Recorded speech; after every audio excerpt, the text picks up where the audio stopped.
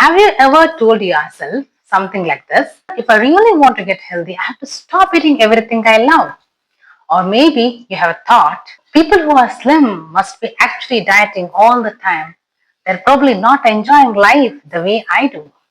Or perhaps you must be telling something like this, like, is either I eat everything until I am fully satisfied, or I don't eat anything at all and stay in shape.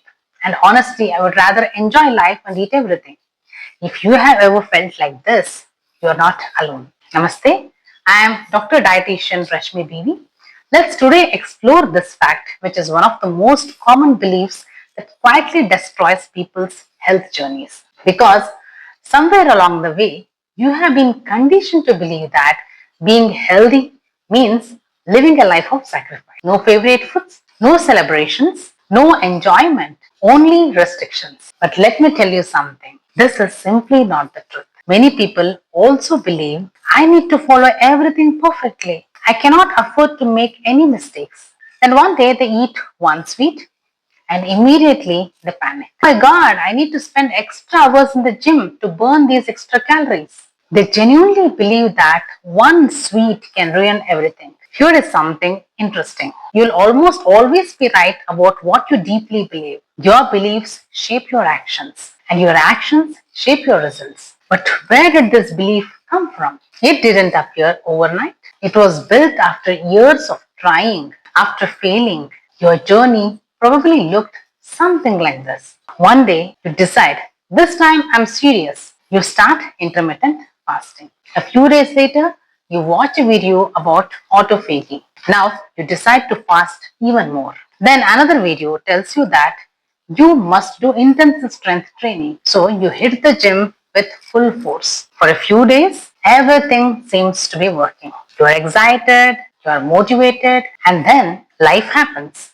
A busy day, a family function, a social gathering, a craving. You break your strict routine. And instead of simply continuing, what you do is you feel like you have failed. So you stop and you conclude it is impossible for me to get in shape. And that's when another dangerous belief enters your mind. I remember a beautiful story that my sister would tell to my daughter when she was very young. That's the famous story of the sour grapes. A fox sees beautiful grapes hanging high on a grapevine.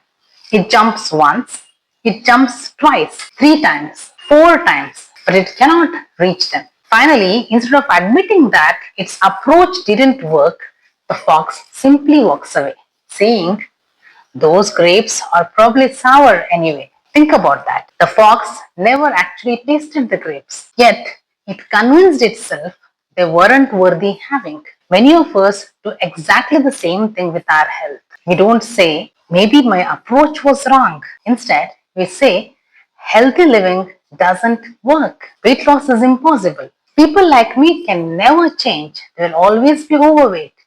And when you keep repeating these thoughts, who hears them first? You do. The first person listening to your words every single day is yourself. And whatever you hear repeatedly eventually becomes your belief system. I have seen patients recover from major illnesses but still fail to improve their overall health and fitness.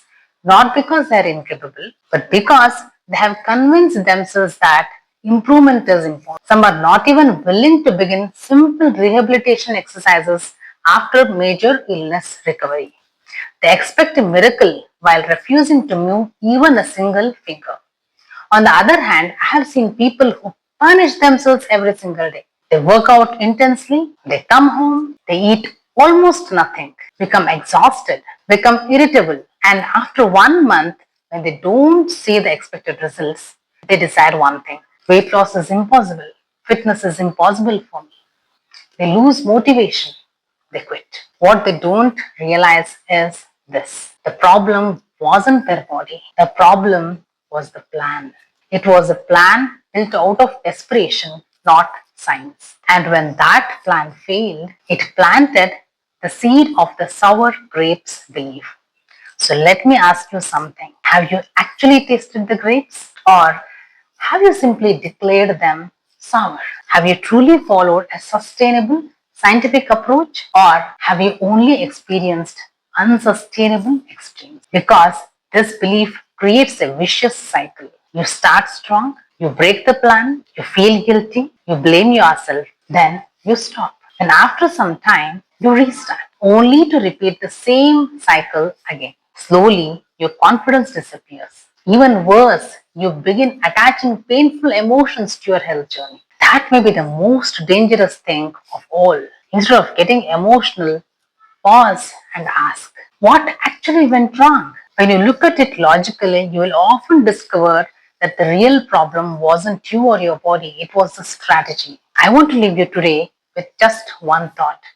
Healing happens when you choose temporary discomfort over prolonged suffering and disability. But temporary discomfort does not have to mean extreme suffering. It doesn't have to mean starvation. It doesn't have to mean punishing workouts. Sometimes healing is simply about taking small, consistent steps in the right direction. You don't need perfection.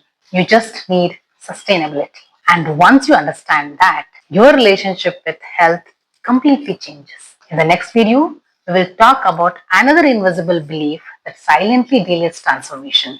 I don't have time for my health. And that belief may be costing you far more than what you realize. If this message resonated with you, share it with someone who believes they have to suffer in order to become healthy. Take care. Namaste.